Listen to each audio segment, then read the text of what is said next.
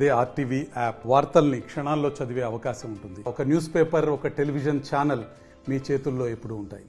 ప్రభుత్వం రాష్ట్ర వ్యాప్తంగా ప్రతిష్టాత్మకంగా mega parents and teachers meeting ఏర్పాటు చేసింది.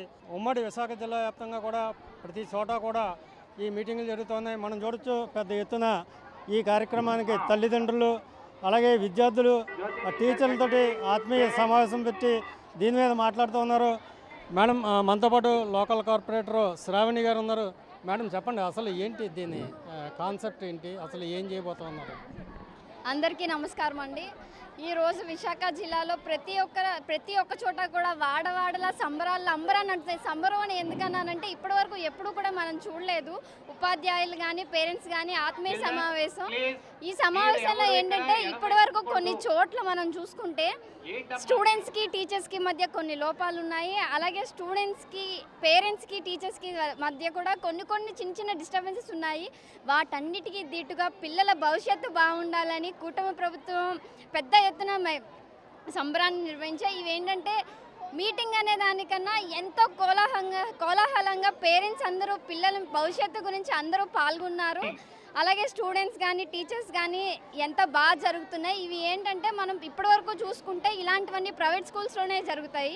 ప్రైవేట్ స్కూల్స్కి ధీటుగా ఒక ఛాలెంజింగ్ విధంగా గవర్నమెంట్ స్కూల్స్ అన్నిట్లో కూడా ఇలా జరగడం మాకు ఎంతో ఆనందంగా ఉందండి. నమస్కారం.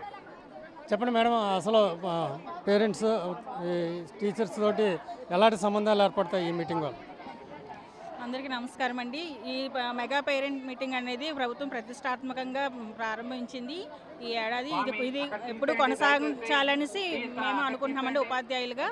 ఇది ఏంటంటే మనకు పేరెంట్స్కి ఉపాధ్యాయులకి మధ్య ఒక రకమైన అంటే పిల్లల పట్ల ఒక టీచర్స్కే బాధ్యత కాకుండా పేరెంట్స్ కూడా వాళ్ళ యొక్క బాధ్యతలు తెలియచేయాలి, వాళ్ళ గురించి తెలియచేయాలనేది మెయిన్ కాన్సెప్ట్ అండి ఇక్కడ.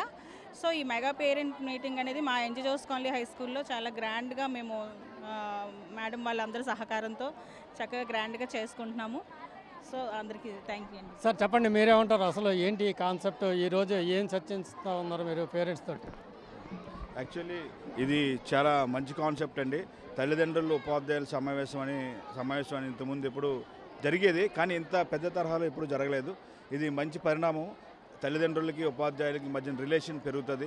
అలాగే పిల్లల్లో ఉండే లోటుపాట్లు తల్లిదండ్రులకి చెప్పడానికి ఉపాధ్యాయులకి మంచి అవకాశం.